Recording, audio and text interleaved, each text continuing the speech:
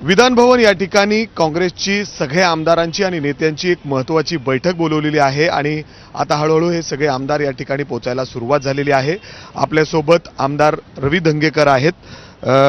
धंगेकरजी, तुम्ही आलात, काय नेमकं सांगण्यात आलेलं आहे? महत्त्वाची बैठक आहे। अशोक चव्हाण भाजपमध्ये गेल्यानंतर बरेच आमदार अजून देखील संपर्कात नाहीये। काल देखील एक महत्त्वाची बैठक बोलवण्यात आलेली होती, त्याला जवळपास 12 आमदार उपस्थित नव्हते।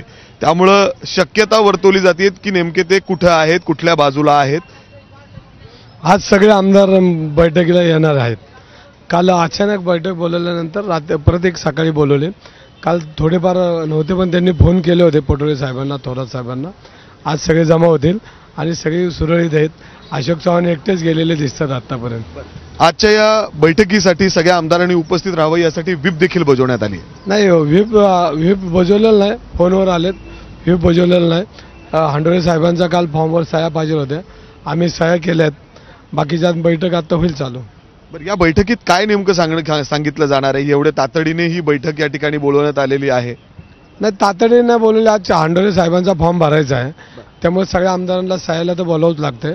आज ती बैठक आहे आणि ही बैठक एखादा फॉर्म भरायचा असेल तर त्याच्या अगोदर एक बैठक असते, ती बैठक आहे। असं काय अर्थात म्हणजे या बैठकीमध्ये स्पष्ट होईल की किती आमदार काँग्रेस बरोबर आहेत सध्या। हेडकाउंट कळून जाईल आपल्याला? नाही, आता कळेल, पण माझ्या माहितीप्रमाणे सगळे आमदार बरोबर येतील।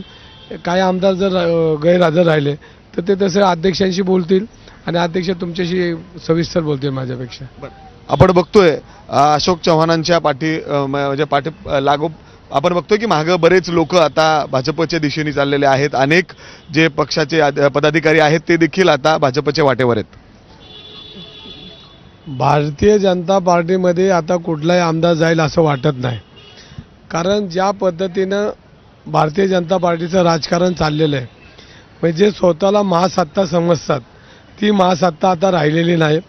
आजचे सर्वे त्यांच्या विरोधात आहेत। कुठलाही आमदार रिस्क घेणार नाही आणि महाराष्ट्रामध्ये शिवसेना असेल, उद्धव साहेबांची, शरद पवार साहेब असतील आणि काँग्रेस असेल, ह्यांना जनधारा लोकांचं मत त्यांच्याबद्दल चांगले। येणारा काळ महाविकास आघाडीचा असेल, कुठलाही आमदार फुटणार नाही अशी शक्यता आहे आणि कुणीही जाणार नाही। तुम्ही म्हणताय शक्यता आहे कुठलाही आमदार फुटणार नाही? कुठलेच आमदार फुटणार नाहीत। आज उमेदवारीचा अर्ज भरताना शक्ती प्रदर्शन देखील इथं सादर केलं जाणार आहे, समोर येणार आहे, दाखवलं जाणार आहे महाविकास आघाडीकडून? नाही, शक्ती प्रदर्शन नाही, पण सगळे एकत्र बैठक असती निवडणुकीच्या पहिली, ती आजची बैठक आहे। ह्या बैठकीला सगळे एकत्र उपस्थित राहतील आणि आज 11 नंतर हांडोरे साहेबांचा फॉर्म भरायला जातील। तर आमदार या ठिकाणी या बैठकीसाठी पोचायला सुरुवात झालेली आहे।